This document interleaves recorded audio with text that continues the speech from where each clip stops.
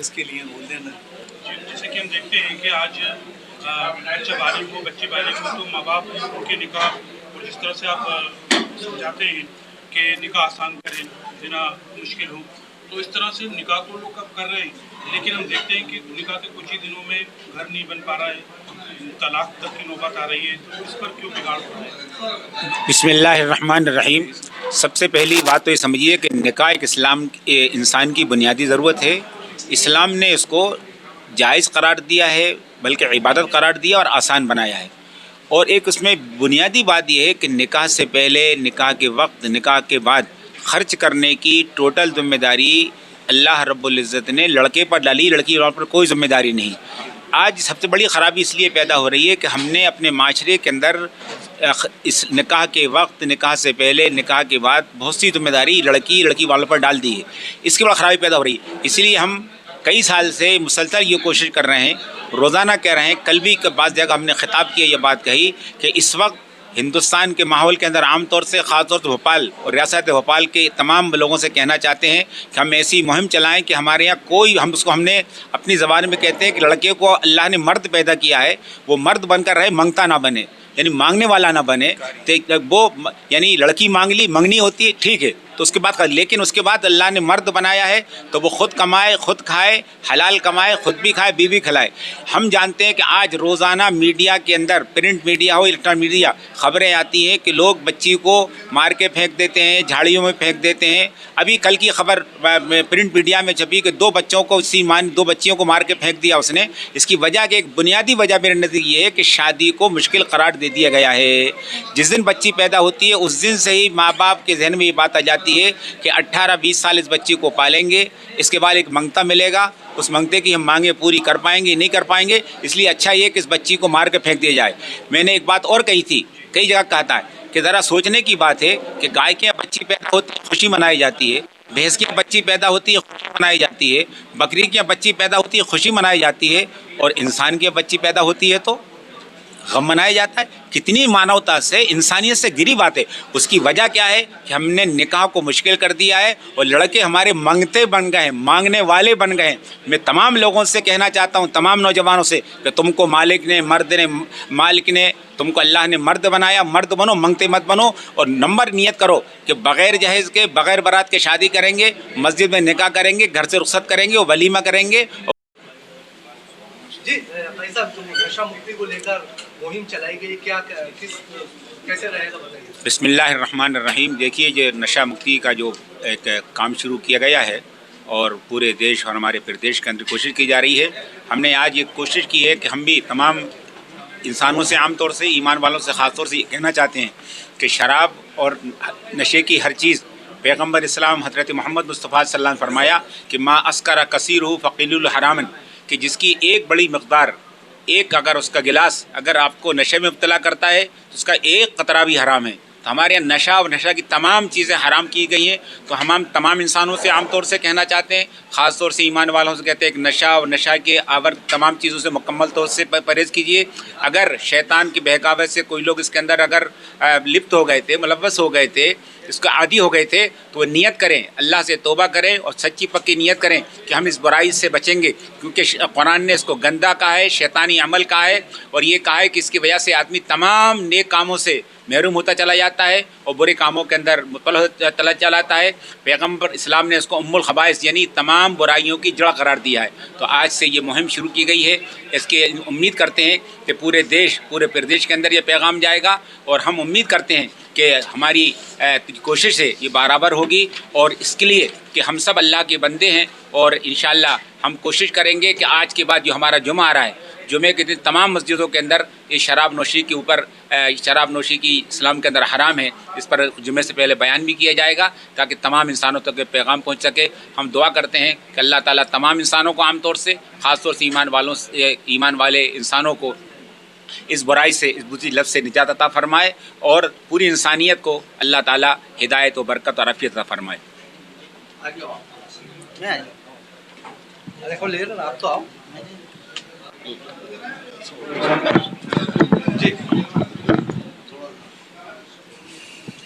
جی جیسے جو مساجد کمیونٹی نے ایک بہت اچھی پہل کی ہے، مؤذن اور جو امام حضرات جن کا انتقال ہو گیا ان کی مدد، کیا مدد ہے، کس طرح سے پہنچائی جائے؟ دیکھیے جو حضرات مساجد کمیٹی کی جانب سے یہ طے ہے کہ جو حضرات 5 سال مسجد میں خدمت کر چکے امام مؤذن حضرات اور وہ خدمت دیتے ہوئے انتقال کر جاتے ہیں، تو پہلے ہمارے یہاں اس پہ ایسی منتظمی نہیں تھی. اب آگے الحمدللہ ہم نے یہ کوشش کری ہے کہ 2 سالوں میں جو کووڈ میں یا اس کے درمیان میں انتقال کیے گئے اور 10 سال سے زائد ان کو مسجد کی خدمت دیتے ہوئے گئے تھے، تو ان کو 25,000 روپے جو مساجد کمیٹی کے آمدنی ہیں اس سے ہم نے دیے ہیں، اور انشاءاللہ بڑھانے کی اور اضافہ کرنے کی کوشش کی جائے گی. ہمارے درخواست ہے کہ محلے والے، بستی والے، شہر والے جہاں مساجدیں ہیں وہ بھی اپنے ائمہ حضرات، ان کی گھر والوں کا، ان کی ویڈوز کا، ان کی جو بیوائیں ہیں یا ان کے گھر والے ہیں، بچے ہیں، ان کا بھی خیال رکھیں اور ان کی تیمارداری کرتے رہیں وقتاً فوقتاً. کیونکہ دیکھیے نہ کوئی پینشن کا ایسا نظام تھا، نہ کوئی ایسی گریچویٹی کا نظام تھا. اب ہم نے یہ کوشش کری ہے، پہل کری ہے، کم سے کم چھوٹی سی کوشش ہے. آپ سب سے بھی درخواست ہے کہ دعا کریں کہ اس میں اللہ تعالیٰ اضافہ فرمائے اور اس کو ہم بڑھانے کی زیادہ سے زیادہ کوشش کریں گے کہ جلد سے جلد اس کو اور زیادہ بڑھایا جائے. سیکریٹری صاحب ایک سوال اور ہے، حج کمیٹی کی جو زمین دی ہے سردار خان صاحب نے، جس پر انہوں نے کافی سالوں تک سنگھرش کیا، اس پر آپ کا کیا کہنا ہے، ان کی سوچ پر آپ کیا کہتے ہیں؟ ٹھیک ہے، سردار صاحب جو ہے وکلانگوں کے لیے کافی خدمت کو انجام دے رہے ہیں، تو ان کے لیے حکومت کی ابھی انہوں نے ایک حکومت کی جانب سے ایک آرڈر ہوا ہے کہ جتنے بھی وکلانگ بچے ہیں ان کو کھانا مہیا کرانے کی ذمہ داری بھی دی گئی ہے ماشاءاللہ. تو وہ اس میں تعاون کر رہے ہیں. تو اس میں ہم سب ان کے شکر گزار ہیں کہ انہوں نے اتنا بڑا تعاون کرا. تو ہماری بھی درخواست ہے حکومت سے کہ ان کو کوئی نہ کوئی جگہ دی جائے جہاں پر وہ کام کر سکیں اس سلسلے میں.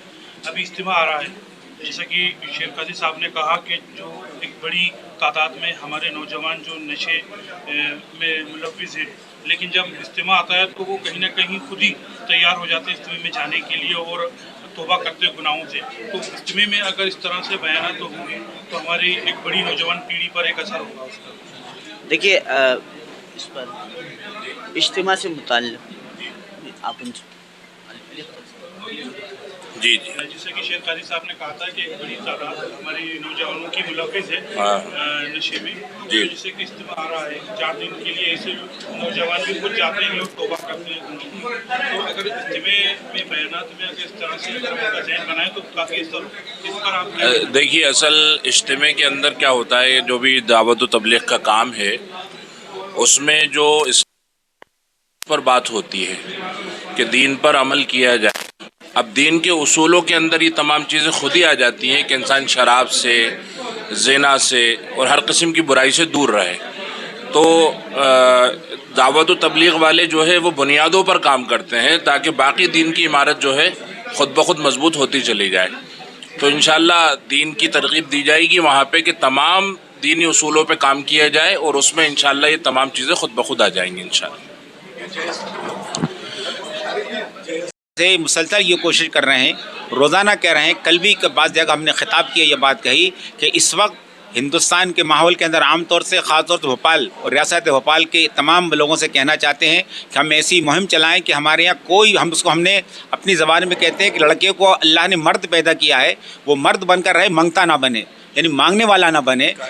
وہ یعنی لڑکی مانگ لی، منگنی ہوتی ہے ٹھیک ہے تو اس کے بعد، لیکن اس کے بعد اللہ نے مرد بنایا ہے تو وہ خود کمائے، خود کھائے، حلال کمائے، خود بھی کھائے، بیوی کھلائے. ہم جانتے ہیں کہ آج روزانہ میڈیا کے اندر، پرنٹ میڈیا ہو، الیکٹرانک میڈیا، خبریں آتی ہیں کہ لوگ بچی کو مار کے پھینک دیتے ہیں، جھاڑیوں میں پھینک دیتے ہیں. ابھی کل کی خبر پرنٹ میڈیا میں چھپی کہ 2 بچوں کو، 2 بچیوں کو مار کے پھینک دیا اس نے. اس کی وجہ کہ ایک بنیادی وجہ میرے نزدیک یہ ہے کہ شادی کو مشکل قرار دے دیا گیا ہے. جس دن بچی پیدا ہوتی ہے اس دن سے ہی ماں باپ کے ذہن میں یہ بات آ جاتی ہے کہ 18-20 سال اس بچی کو پالیں گے، اس کے بعد ایک منگتا ملے گا، اس منگتے کی ہم مانگیں پوری کر پائیں گے نہیں کر پائیں گے، اس لیے اچھا یہ کہ اس بچی کو مار کے پھینک دیا جائے. میں نے ایک بات اور کہی تھی، کئی جگہ کہتا ہے کہ ذرا سوچنے کی بات ہے کہ گائے کی بچی پیدا ہوتی ہے خوشی منائی جاتی ہے، بھینس کی بچی پیدا ہوتی ہے خوشی منائی جاتی ہے، بکری کی بچی پیدا ہوتی ہے خوشی منائی جاتی ہے، اور انسان کی بچی پیدا ہوتی ہے تو غم منایا جاتا ہے. कितनी मानवता से, इंसानियत से गिरी बात है। उसकी वजह क्या है कि हमने निकाह को मुश्किल कर दिया है और लड़के हमारे मांगते बन गए हैं, मांगने वाले बन गए हैं। मैं तमाम लोगों से कहना चाहता हूँ, तमाम नौजवानों से, कि तुमको मालिक ने, मालिक ने, तुमको अल्लाह ने मर्द बनाया, मर्द बनो, मंगते मत बनो। और नंबर नियत करो कि बग़ैर जहेज़ के, बग़ैर बारात के शादी करेंगे, मस्जिद में निकाह करेंगे, घर से रुखसत करेंगे और वलीमा करेंगे, और वलीमे के अंदर भी लिफाफा नहीं लेंगे। ये करेंगे तो इंशाअल्लाह पूरी इंसानियत का फ़ायदा होगा और फिर पूरी दुनिया हुज़ूर पाक सल्लल्लाहु अलैहि वसल्लम के रहमत वाले तरीक़े को अपनाएगी और इंशाअल्लाह उसके अच्छे फल खाएगी। हम दुआ करते हैं अल्लाह ताला हमारे तमाम नौजवानों को तौफ़ीक़ अता फ़रमाए कि वो निकाह को बतौर इबादत के करें और बग़ैर बारात और बग़ैर जहेज़ के करें, तो इंशाअल्लाह उनकी नस्लों के अंदर अल्लाह ताला बरकत अता फ़रमाएंगे और उनके ज़रिए से ऐसी औलाद वजूद में आएगी, ऐसे महान इंसान होंगे जिससे पूरी इंसानियत का फ़ायदा होगा। बहुत बहुत शुक्रिया शेर काजी साहब।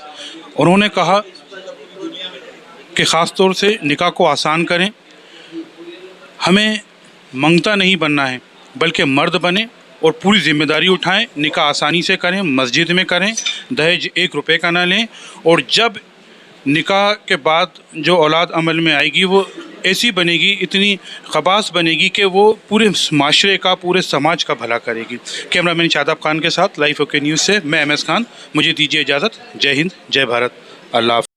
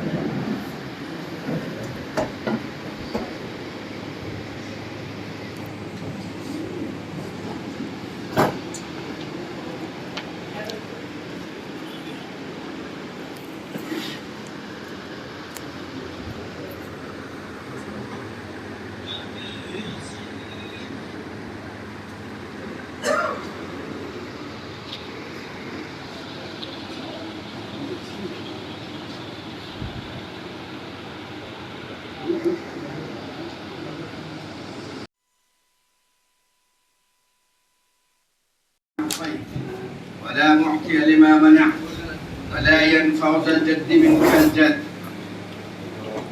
اللهم التحف قلبي من النفاق.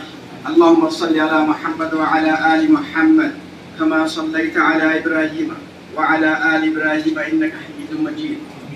اللهم بارك. اللهم اهدنا فيمن هديت وعافنا فيمن عافيت وتولنا فيمن توليت وبارك لنا فيما أعطيت وقنا شر ما قضيت إنك تقضي ولا يقضى عليك إنه لا يذل من واليت ولا يعز من عاديت تباركت ربنا وتعاليت نستغفرك ونتوب إليك وصلى मोहम्मद साहब को बुलाता हूँ जो एक बहुत बड़ा खिदमत खल्क का काम कर रहे हैं, जो और यानी हैंडीकैप्ड होते हैं, विकलांग होते हैं, उनके खिदमत को काफ़ी वक्त से अंजाम दे रहे हैं। ये शुभम विकलांग सोसाइटी इनकी है, ये काफ़ी वक्त से इन्होंने मेहनत करी है इस पर। ये इनकी बुक्स है, देखिए आप हजरात, इन्होंने काफ़ी ताउन करा है खिदमत में। तो ये